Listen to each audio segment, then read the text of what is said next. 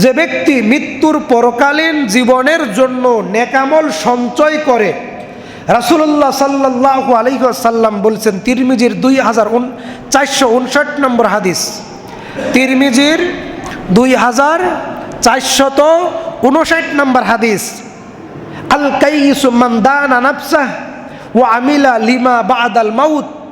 ওই ব্যক্তি প্রকৃত জ্ঞানী, ওই ব্যক্তি প্রকৃত পরহেজগার, ওই ব্যক্তি প্রকৃত বুদ্ধিমান, ওই ব্যক্তি প্রকৃত শিক্ষিত, ওই ব্যক্তি প্রকৃত চালাক। কোন ব্যক্তি? ও আমিলা লিমা বাদাল মাউতি, যে ব্যক্তি মৃত্যুর পরবর্তী জীবনকে নিয়ে ভাবে, মৃত্যুর পরবর্তী জীবনকে নিয়ে চিন্তা করে, মৃত্যুর পরবর্তী জীবনের জন্য প্রস্তুতি গ্রহণ করে, নেকামল করে। সুবহানাল্লাহ। আব্দুল্লাহ ইবনে আমর ইবনুল আস রাদিয়াল্লাহু তাআলা আনহু থেকে বর্ণিত, রাসূল সাল্লাল্লাহু আলাইহি ওয়াসাল্লাম বলছেন, মুসনাদে আহমদ 6652 নম্বর হাদিস, আরবাউন ইজা কুন্না ফিকা ফাল আলাইকা মা ফাতাকা মিনাদ দুনিয়া হিফজ। যদি তোমার মধ্যে 4টি আমল থাকে, যদি তোমার মধ্যে 4টি গুণ থাকে, যদি তুমি 4টি আমল ধরে রাখতে পারো, সারা পৃথিবী ক্ষতিগ্রস্ত হোক, সারা পৃথিবী ধ্বংস হয়ে যাক, তাতে তোমার কোনো ক্ষতি হবে না, তোমার আমলের কোনো ঘাটতি হবে না। এক, আমানাতিন, আমানত। রাসূল সাল্লাল্লাহু আলাইহি ওয়াসাল্লাম বলেছেন, 1 নম্বরে হচ্ছে আমানাতিন, আমানত। কি আমানত? আল্লাহর পক্ষ থেকে বান্দার উপরে ফরজ বিধানগুলো আমানত, আল্লাহর পক্ষ থেকে বান্দার উপরে ফরজ আমল আমানত। আপনার উপরে আপনার রবের আমানত 5 ওয়াক্ত নামাজ, রমজানের 30টা সিয়াম, সত্য কথা বলা, বৈধ রুজি উপার্জন করা, পিতামাতার খেদমত করা, সমাজে দাওয়াতি কাজ করা, অন্যায়ের প্রতিবাদ করা, ন্যায় ইনসাফ ইসলামের পক্ষে কাজ করা। আল্লাহর পক্ষ থেকে প্রত্যেকটি কল্যাণকর বিষয় বান্দার উপরে আমানত।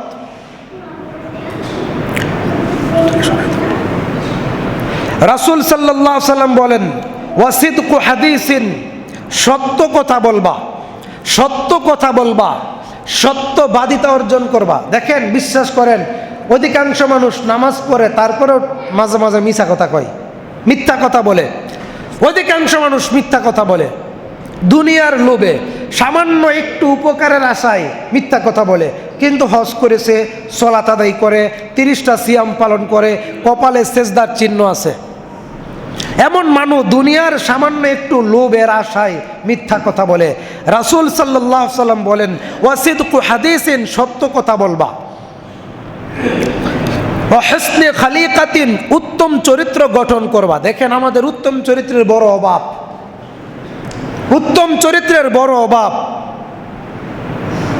রাসূল সাল্লাল্লাহু আলাইহি ওয়াসাল্লাম বলেন, সারাদিন নফল সিয়াম পালন করবেন, সারা রাত প্রতিদিন তাহাজ্জুদের নামাজ পড়বেন, তাহলে আপনার আমলনামায় যতটুকু নেকি লেখা হবে, মৃত্যু পর্যন্ত যদি এইভাবে আমল করতে পারেন, যতটুকু নেকি লেখা হবে, তার থেকে বেশি নেকি, বেশি সওয়াব, বেশি উত্তম প্রতিদান আল্লাহ আপনাকে দান করে দিবেন, যদি আপনি উত্তম চরিত্র, হুসনে খুলুক, ভালো চরিত্র, উত্তম শিষ্টাচার, উত্তম আদর্শ তৈরি করতে পারেন, উত্তম আদর্শ সহকারে জীবনযাপন করতে পারেন।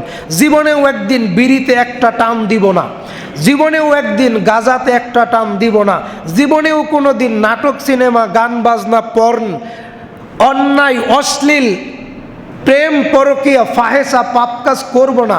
আচ্ছা, অতীতে হয়েছে, আর হবে না। আচ্ছা, এখনো চলমান, তওবা করলাম। আচ্ছা, ভুল হয়েছে, হয়েছে, হতে পারে, আমরা মানুষ, হতে পারে ভুল, হতে পারে হয়েছে। আল্লাহ তুমি আমাদের ক্ষমা করো, বলি আমিন। আল্লাহ তুমি আমাদের উত্তম চরিত্র গঠন করার তৌফিক দান করো, বলি আমিন। নাম্বার 4, ওয়াউফাতু ফি তুমাতিন, হালাল রুজি, হালাল বৈধ রুজি উপার্জন করা। নাম্বার 1, আমানত রক্ষা করা। নাম্বার 2, সত্যবাদিতা অর্জন করা। নাম্বার 3, উত্তম চরিত্র গঠন করা। নাম্বার 4, বৈধ হালাল রুজি উপার্জন করা। এই 4টা গুণ, এই 4টি আমল, এই 4টি বৈশিষ্ট্য যেই বান্দা অর্জন করবে, রাসূল সাল্লাল্লাহু আলাইহি সাল্লাম বলেন, ইজা কুন্না ফিকা ফালা আলাইকা মা ফাতাকা মিনাদ দুনিয়া হিফস, সারা পৃথিবী ক্ষতিগ্রস্ত হোক, তোমার কোনো ক্ষতি হবে না। সুবহানাল্লাহ। আবু উমামা বাহিলি রাদিয়াল্লাহু তাআলা আনহু থেকে বর্ণিত, রাসূল সাল্লাল্লাহু আলাইহি সাল্লাম বলেন, আনা যাঈমুন বি বাইতিন ফি রাবাজিল জান্নাহ লিমান তারাকাল মিরাআ। যে ব্যক্তি তর্ক পরিহার করে, এখানে তর্ক করা হক, এখানে তর্ক করা, কথা বলেন, এখানে তর্ক করা হক, সত্য কথা। আপনি যে তর্কটা করবেন এই তর্কটা সত্য, তারপরেও যদি আপনি তর্ক পরিহার করেন, তর্ক বর্জন করেন, রাসূল সাল্লাল্লাহু আলাইহি সাল্লাম বলছেন যে ব্যক্তি তর্ক পরিহার করবে, তর্ক বর্জন করবে, তর্ক করবে না, সত্য কথা জানার পরেও তর্ক করবে না, রবাজিল জান্নাতের লিমান তারাকাল মিরাআ, আমি নবী এই একটা আমলের জন্য জান্নাতের শেষ প্রান্তে তার জন্য একটি ঘরের জামিনদার। কথা বুঝাইতে পারলাম কিনা? মানে আপনি তর্ক হক, তর্ক করবেন না, তাহলে এর বিনিময়ে কি পাবেন? আল্লাহর নবী আপনাকে আল্লাহর পক্ষ থেকে জান্নাতে একটি ঘর নিয়ে দিবে। কোন জায়গায়? জান্নাতের শেষ প্রান্তে। ওয়া ইন কানা মুহিক্কান নবী বাইতিন ফি ওয়াসাতিল জান্নাহ লিমান তারাকাল কাযিবা। যে ব্যক্তি মজা করে, ঠাট্টা করে, ইত্রামি করে, মজাক করে মিথ্যা কথা বলে না, কোনোভাবেই মিথ্যা কথা বলে না, কোনোভাবেই মিথ্যা কথা বলে না, কোনোভাবেই মিথ্যা কথা বলবে না। নবী সাল্লাল্লাহু আলাইহি সাল্লাম বলেন, যে ব্যক্তি মিথ্যা কথা বর্জন করলো, আমি নবী তার জন্য জান্নাতের মাঝামাঝি একটি ঘরের জামিনদার। কথা কি বুঝাইতে পারলাম কিনা? মিথ্যা কথা বর্জন করতে হবে। অন্য একটি হাদিসে বর্ণিত হয়েছে, মিথ্যা মানুষের ঈমানকে, আমলকে ক্ষতিগ্রস্ত করে। মিথ্যা মানুষের ঈমানকে, আমলকে কি করে? ক্ষতিগ্রস্ত করে। মুনাজিবুন লিল ঈমান। রাসূল সাল্লাল্লাহু আলাইহি সাল্লাম বলেন, ওয়া ইন কানা মাযিহান নবী বাইতিন ফি আ'লাল জান্নাহ লিমান হাসুনা খুলুকুহু। যে ব্যক্তি উত্তম চরিত্র গঠন করবে, কি চরিত্র ভাই? কি চরিত্র? উত্তম চরিত্র গঠন করবে, ফি আ'লাল জান্নাহ, জান্নাতের সর্বোচ্চ চূড়ায়, জান্নাতের সর্বোচ্চ মাকামে, জান্নাতের সর্বোচ্চ স্থানে আমি নবী তার জন্য একটি ঘরের জামিনদার। এত আস্তে বললেন সুবহানাল্লাহ। ওয়া ইন কানা মাযিহান নবী বাইতিন ফি আ'লাল জান্নাহ। যে ব্যক্তি উত্তম চরিত্র গঠন করবে, আমি নবী তার জন্য জান্নাতের সর্বোচ্চ মাকামে একটা ঘরের জামিনদার। وعن أبي هريرة رضي الله تعالى عنهما قال قال رسول الله صلى الله عليه وسلم ثلاثة لا يكلمهم الله يوم القيامة ولا يزكيهم ولا ينظر إليهم ولا هم عذاب أليم। 3 শ্রেণীর মানুষের সাথে আল্লাহ কিয়ামতের মাঠে কথা বলবেন না। 3 শ্রেণীর মানুষের সাথে আল্লাহ তাআলা তাদের দিকে তাকাবেন না। 3 শ্রেণীর মানুষকে আল্লাহ মাফ করবেন না। 1, শাইখুন জানিন, বিবাহিত হওয়ার পর যারা পরকিয়া করে, বয়স হওয়ার পর, বিবাহিত হওয়ার পর যারা প্রেম প্রীতি ভালোবাসা পরকিয়া জেনা করে। নাম্বার 2, ওয়ালা মালিকুন কাজ্জাব, মিথ্যা কথার ভিত্তিতে, মিথ্যা কথার ভিত্তিতে যারা বিচার ফয়সালা করে, মিথ্যা কথার ভিত্তিতে যারা নেতৃত্ব অর্জন করে, যারা মিথ্যা কথার ভিত্তিতে নেতা হয়, আল্লাহ তাদের দিকে তাকাবেন না, তাদের সাথে কথা বলবেন না, তাদেরকে ক্ষমা করবেন না। ও আইলুন মুস্তাকবিরিন, দরিদ্র তবে অহংকারী, গরিব তবে অহংকারী, মিসকিন তবে অহংকারী, আল্লাহ তাদের দিকে তাকাবেন না, তাদের সাথে কথা বলবেন না, তাদেরকে ক্ষমা করবেন না। সম্মানিত হাজিরিন, 6 শ্রেণীর মানুষের জন্য আল্লাহর নবী সরাসরি জান্নাতে ঘরের জামিনদার। সুবহানাল্লাহ বলবেন না? 6 শ্রেণীর মানুষের জন্য আল্লাহর নবী সরাসরি ঘরের জান্নাতের ভিতরে জামিনদার। 1, রাসূল সাল্লাল্লাহু আলাইহি সাল্লাম বলেন, ইদমানুল সিত্তান মিন আনফুসিকুম আদমানা লাকুমুল জান্নাহ। আমার কোনো উম্মত যদি এই 6টা আমল করতে পারে, আমি নবী জান্নাতের দরজায় দাঁড়িয়ে থেকে তাকে জান্নাতের ওই ঘরের মধ্যে ঢুকাইয়া দিব। এক, উসদুকু ইযা হাদ্দাসতুম, যখন কথা বলবে তখনই সত্য বলবে। 2, ওয়াউফু ইযা ওয়াদতুম, ওয়াদা পূর্ণ করবে। 3, ওয়াদু ইযা আতুমিনতুম, ওয়াদু ইযা আউতুমিনতুম, আমানত রক্ষা করবে। 4, ওয়াহফাজু ফুরুজাকুম, লজ্জাস্থানের হেফাজত করবে। 5, ওয়াগুদ্দু আবসারাকুম, নিচের দিকে তাকিয়ে দুনিয়ায় জীবনযাপন করবে। 6, ওয়াকুফু আইদিয়াকুম, এই হাত দ্বারা জুলুম অন্যায় অবিচার করবে না। রাওয়াহু আহমদ, 22757 নম্বর হাদিস। আমি আবার বলছি, উবাদা ইবনে সামিত রাদিয়াল্লাহু তাআলা আনহু থেকে বর্ণিত, রাসূল সাল্লাল্লাহু আলাইহি ওয়াসাল্লাম বলেন, এই 6টি আমল যেই বান্দা দুনিয়ার জমিনে করতে পারবে, আমি নবী তাকে জান্নাতের ভিতরে প্রবেশ করায়া দিব। আমি নবী তার জান্নাতের জাবিনদার, তাকে জান্নাতে পৌঁছায়া দিবই দিব। 1, উসদুকু ইযা হাদ্দাসতুম, সত্য কথা বলবেন। 2, ওয়াউফু ইযা ওয়াদতুম, ওয়াদা পূর্ণ করবেন। 3, ওয়াইজা তুমিনতুম, আমানত রক্ষা করবে।